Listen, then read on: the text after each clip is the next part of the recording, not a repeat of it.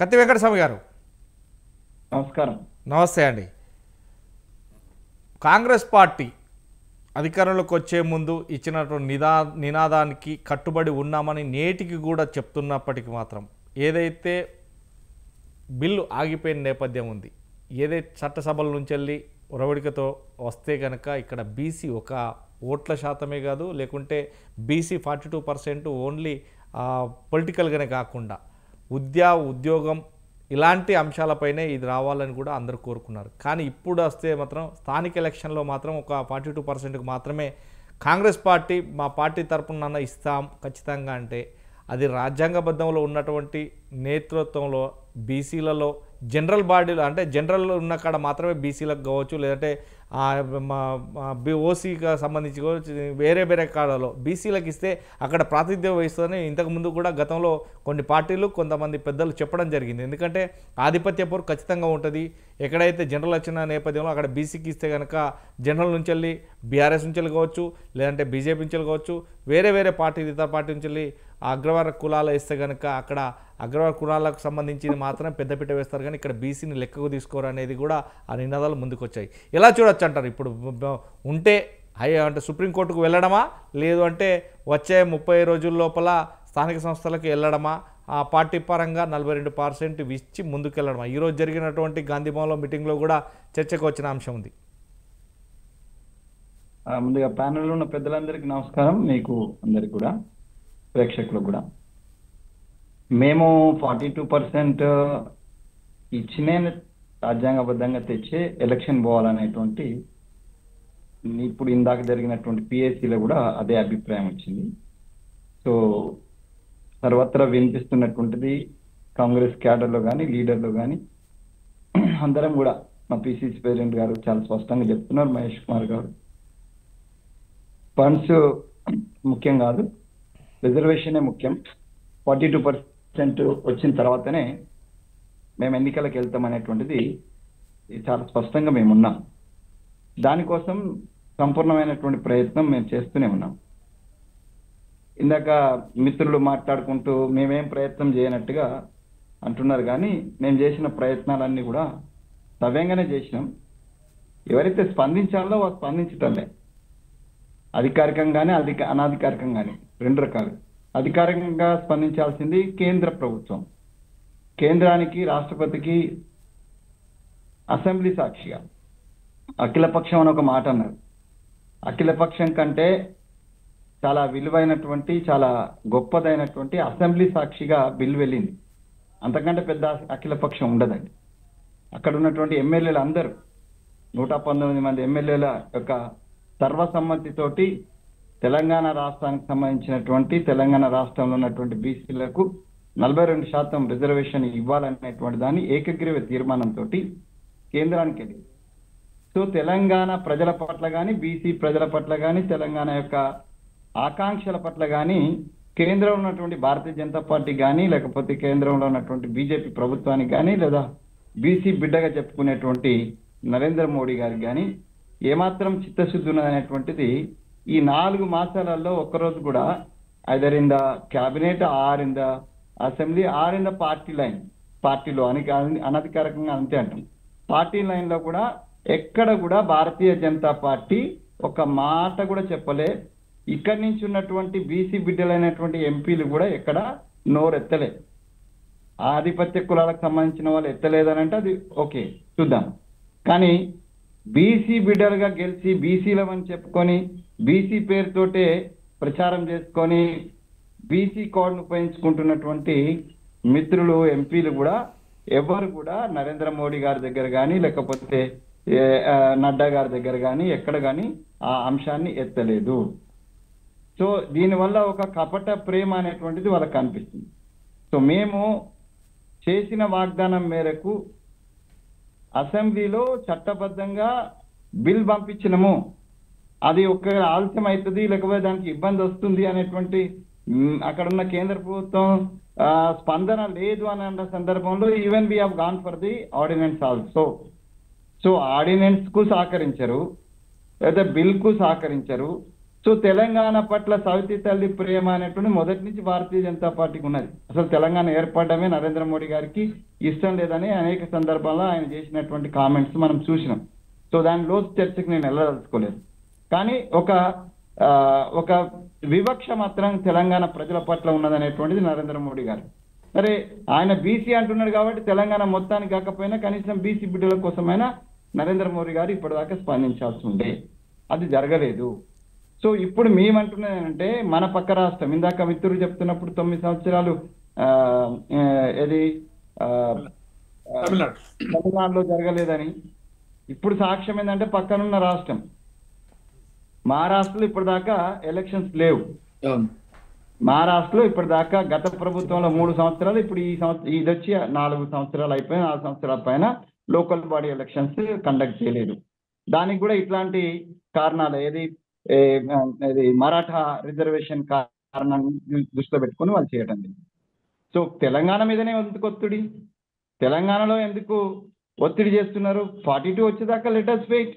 42 కోసం ఇక్కడ ఉన్నటువంటి అన్ని రాజకీయ పార్టీలు సూత్రప్రాయంగా అసెంబ్లీ సాక్షిగా సమ్మతించిన దృష్ట్యా అన్ని పార్టీలు తమ తమ ప్రయత్నాలను ఈ తెలంగాణ ప్రాంత బీసీల పట్ల నిజంగానే చిత్తశుద్ధి ఉంటే అది టీఆర్ఎస్ కావచ్చు, ఏఆర్ఎస్ బీఆర్ఎస్ కావచ్చు, లేకపోతే బీజేపీ కావచ్చు, ఇంకా ఇతర పార్టీలు కావచ్చు, ఏవైనా కూడా తెలంగాణ ప్రజల సంక్షేమం, తెలంగాణ ప్రజల బీసీల సంక్షేమం అనుకున్నప్పుడు తప్పనిసరిగా కొట్లాడాలి కదండి, దానికోసం ప్రయత్నం చేయాలి కదండి. ఇంకొకటి వివిరిగా ఇక్కడ ఉన్నారు కాబట్టి వారు expert, even in law aspect లో కూడా, రాజ్యాంగ ఆస్పెక్ట్ లో వారు ఎక్స్పర్ట్ కాబట్టి నేను మాట చెప్తున్నాను. సార్ 50% ఉంది మాకు తెలిసే మేము మోసం చేసినాం అనేది తప్పు ఆరోపణ మా మీద చేస్తున్నారు. నాలాంటి వాడికి అందరికి తెలుసు, అసలు రాజ్యాంగంలో ఎక్కడ లిమిట్ లేదు సార్. రాజ్యాంగంలో ఇంత ఉండాలనేటువంటి లిమిట్ లేదు. సుప్రీంకోర్టు నేను మాట్లాడిన ఇప్పుడు నేను కావాలని మీరు ఎవరో ఏమేమో ఆరోపణలు చేసినా నేనేమో ఇంటర్ఫియర్ కాదంటే చర్చ సాఫీగా జరగని అండి. మీరు ఏం ఆరోపణలు చేసినా ఇది పాయింట్ వైజ్ పోదామని నేను ఎక్కడ మాట్లాడాను. సో నేనేమంటున్నా అంటే, సుప్రీంకోర్టు 50% కటాఫ్ పెట్టింది కూడా ఒక కుట్రనే. అక్కడ పెట్టిన జడ్జీలు, అక్కడ పెట్టినటువంటి వాళ్ళంతా కూడా అప్పుడున్నటువంటి ఆ కేసు సంబంధించినటువంటి వివరాలు రావు గారికి తెలుసు, నాకు కూడా తెలుసు. సో అదంతా కూడా ఒక కుట్రని. 50% కంపల్సరీ అనే లేదు, 50% ఎగ్జామ్షన్ ఉంటుందని స్వయంగా సుప్రీంకోర్టు కూడా చెప్పింది. అది పెద్దలందరూ చదువుకోవాలి. ఏమన్నారంటే, అధికారిక గణన ద్వారా బీసీలు లేకపోతే ఎస్సీలు ఎస్టీలు బీసీలకు సంబంధించి ఒకవేళ ఎక్కువ ఉన్నట్టేది ఉంటే వి విల్ అలో అనేటువంటి మాట కూడా 50% పెట్టిన రోజు సుప్రీంకోర్టు ఇచ్చిందనే విషయాన్ని పెద్దలందరూ గమనించాలి. అది పార్టీలకు అతీతంగా గమనించాలి. ఆ క్లాజ్ని ఎవ్వరు మాట్లాడటలే. ఆ క్లాజ్ దీన్నే అధికారికంగా ఇక్కడ మేము చేసినాం. ఇక అధికారికంగా మేము ఇక్కడ లెక్కలు చేసినాం. ప్రభుత్వ పరంగా సుప్రీంకోర్టు చెప్పినటువంటి గైడ్ లైన్స్ ప్రకారమే ఇక్కడ అధికారికంగా చెప్పి 56% బీసీలు ఉన్నారన్న. భారతీయ జనతా పార్టీ వాళ్ళు 10% ఉన్నారనేది ఎక్కడ కూడా ఈ 42%లో కానీ 56లో కేటగిరైజేషన్ చేయలేదు. 42%లో కేటగిరైజేషన్ చేసి 10% ముస్లింలు లేకపోతే 4% గౌడ్లు ఇట్లానే ఏం చేయలేదు, కేటగిరైజేషన్ చేయలేదు. చేయకపోయినా దాంట్లో ఒకవేళ ఆ 42లో తీసుకున్నా కూడా మొన్న జీవన్ రెడ్డి గారు మాట్లాడినప్పుడు చెప్పినారు, మేము చెప్పలేదు అంటున్నారు గౌడ్ గారు, కానీ చెప్పినాము. సో దాంట్లో జస్ట్ 1.75% ముస్లిం ఉన్నారు. నేనేమంటున్నంటే, ఇవాళ కేంద్ర ప్రభుత్వానికి సంపూర్ణమైనటువంటి అధికారం ఉన్నది. ఇది అల్టిమేట్గా చట్టబద్ధత కావడానికి పార్లమెంట్లో చట్టం కావాలా, పార్లమెంట్లో చట్టం అయ్యి అది 9th షెడ్యూల్ నుంచి రావాలి. ఆ అధికారం పూర్తిగా కేంద్ర ప్రభుత్వంలో ఉన్నటువంటి భారతీయ జనతా పార్టీ నేతృత్వంలో ఉన్నటువంటి కేంద్ర ప్రభుత్వానికి ఆ పార్లమెంట్కి అధికారం ఉన్నది. ఆ పార్లమెంట్లో అధికారం ఉంది. అది డిసైడ్ చేస్తున్న సమయంలో మీరు 42కి ఎందుకు కన్ఫర్మ్ అయితే సార్? మొత్తం 56 తీసుకోండి. 56లో ఒకవేళ మేము చేర్చిన దాంట్లో మా లెక్కలలో 10%, 9%, 10% ముస్లిం ఉంటే ముస్లిం తీసేసి ఇవ్వండి సార్.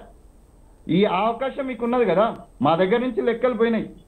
ఆ లెక్కలు మీ దగ్గర ఉన్నాయి. ఇప్పుడు మీరు నిజంగానే చిత్తశుద్ధి ఉంటే బీసీలకు ఇవ్వాలంటే కిషన్ రెడ్డి గారిని నేను అడుగుతున్నా, ఊకే ముస్లింకి ఇస్తున్నాను అంటారు, తీసేయినా ఆయన ముస్లింలను. నీకు ఒకవేళ ఓన్లీ బీసీ ప్యూర్ బీసీసీకే ఇవ్వాలనుకుంటే you remove the Muslim and remaining ఎంత పర్సెంట్ వస్తుందో మా బీసీలు వాళ్ళకి ఇచ్చేయండి. తర్వాత ముస్లింలను బయటికి పంపిస్తారా లేకపోతే దేశం నుంచి వెళ్ళగొడతారా బీసీఎఫ్ డిసైడ్ చేసుకుంటుంది, వాళ్ళకి సమానం వాళ్ళు చెప్పుకుంటారు. మేమేమంటున్నామంటే ప్యూర్ బీసీకి ఇవ్వాలనుకున్నప్పుడు ప్యూర్ బీసీలో 56%లో ఎంత ఉన్నదో అంతే ఇవ్వండి. ఈ అధికారం ఇవాళ మీ చేతిలో ఉన్నది. మేము పంపినటువంటి తీర్మానానికి అనుగుణంగా మీరు చేసేటువంటి సవరణలు చేసి దీన్ని తెలంగాణ బీసీ సమాజానికి మేము ఇస్తున్నామని చెప్తే మీకు లబ్ధి జరుగుతుంది, మాకే లబ్ధి జరుగుతుంది. ఇది వచ్చినంత మాత్రాన కేవలం అందరూ గుళ్ళగుత్త కట్టుకొని ఇంత 50 తెలంగాణ ఇచ్చినప్పుడు మొత్తం కాంగ్రెస్ పార్టీకి ఓటేసిందా? ఇవాళ 42% లేకపోతే ఇంకొక పర్సెంటేజ్ 50% కేంద్రం నిర్ణయం తీసి ఈ ముస్లింలను తీసేసి ఒకవేళ 45% మాకు ఇచ్చింది అనుకో, మొత్తం 100% మాకు ఓట్లు ఇస్తారా? వేయరు. సో అప్పుడు కూడా డివియేషన్స్ ఉంటాయి. మీరు ఏం చేసినా కూడా డివియేషన్స్ ఉంటాయి. ఎవరి శక్తి మేరకు ఎవరి కన్వెన్స్ మేరకు పీపుల్ కన్వెన్స్ అయిన దాని ప్రకారం ఓటింగ్ పోతుంది. కాబట్టి మాకే లబ్ధి జరుగుతుందని అనుకోకండి.